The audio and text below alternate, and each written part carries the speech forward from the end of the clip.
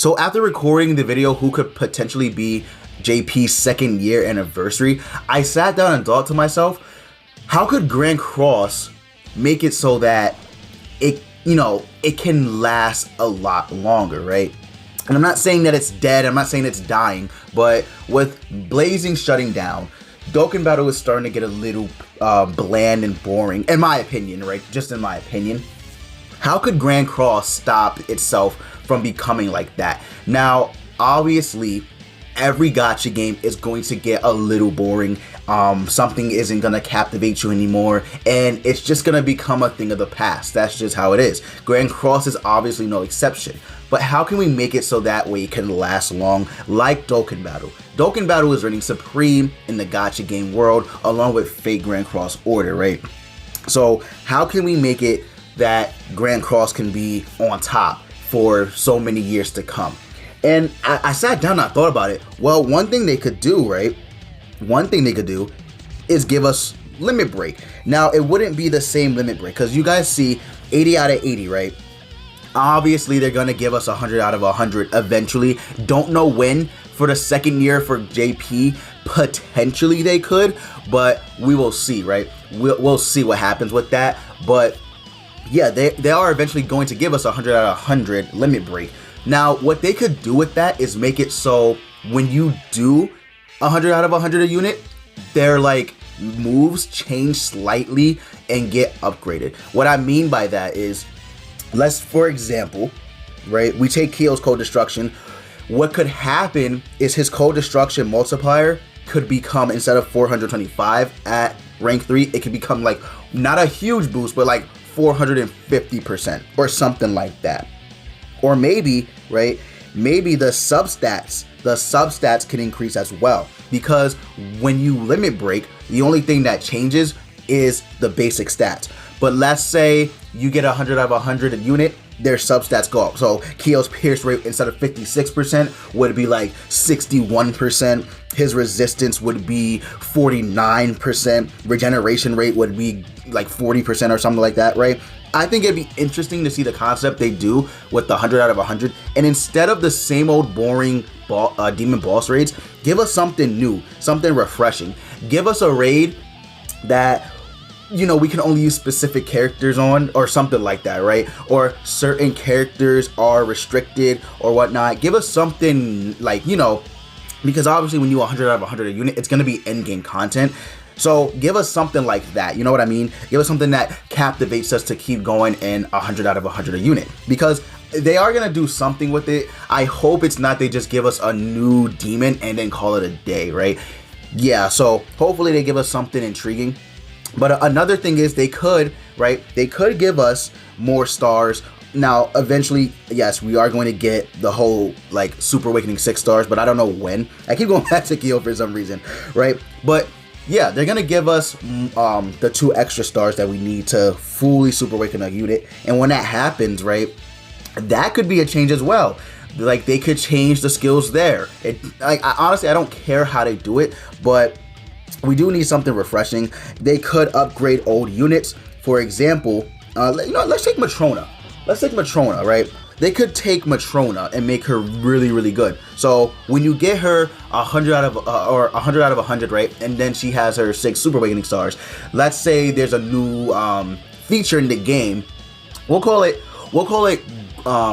Grand Break or something like that, right? We'll call it Grand Break. And instead of this being like how it is right now, this could change completely, right? It could be a single hitting target that not only disables attack skills, but disables recovery skills as well. The multiplier could change from like 360 at rank 3 to 450 at rank 3 or something like that. It can be insane.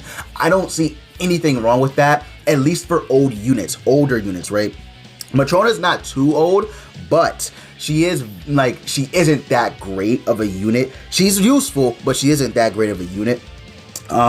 Let's take this passive as well. We can make the passive, the passive honestly for Matrona could stay the exact same how it is. Just remove excluding PvP, because at this point, I really don't see anything wrong with Matrona's passive being usable in PvP. I really don't. I don't see anything wrong with it. Another old unit they could take is Elaine.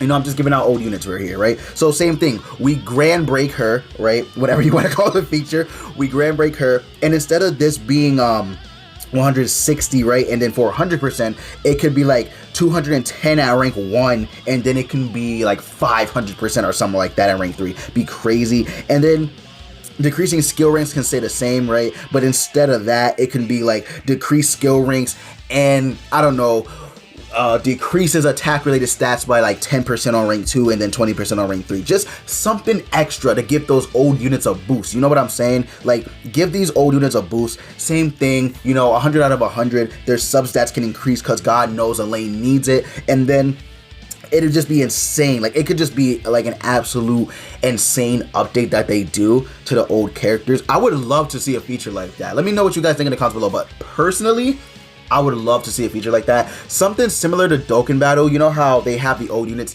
then they awaken like 120 out of 120, like TURs. They change, right?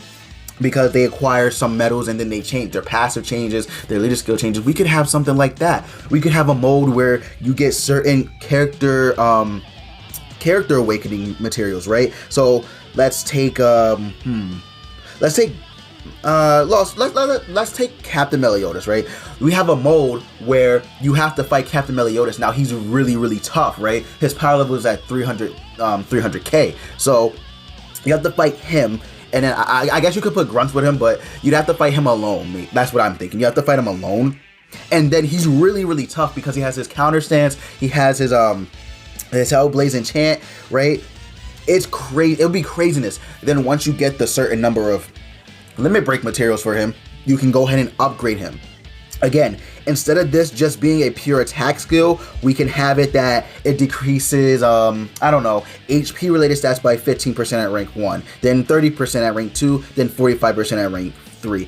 That would be crazy, because then not only would he be doing damage, he would be decreasing HP, and then he'd be really, really good again, right? His counter stance can stay the same thing. I don't really care about his counter stance because it's still a very, very good counter stance. So that can stay the same. And then his passive can be increases crit chance by the ratio of the hero's diminished HP when using a skill, right? Instead of that, it can be like increases crit chance and attack, right? Not attack stats, just attack. So I don't know, something like that would help. His substats would go up as well, obviously, you know. But I think with these, like with the characters, we could have so many. There's so many ideas floating around, right? I think honestly, personally, Grand Cross can do it. I don't really see any reason why they wouldn't be able to do it. All right, I had to make a cut because I heard a loud noise, but I wasn't really sure what it was. But yeah, anyway, where was I at? So yeah, I think they can do a lot with the characters.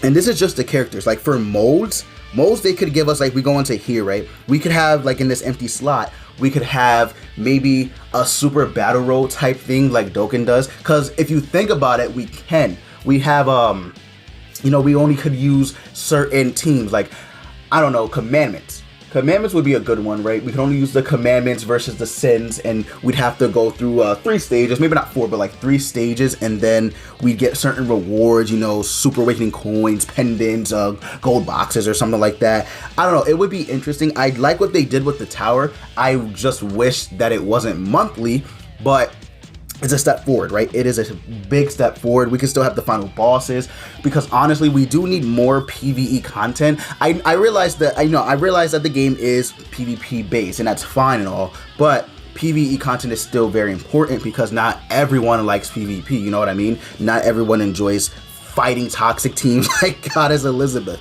So yeah, I think with the modes, we could have so much stuff. There's just a lot of things that could happen.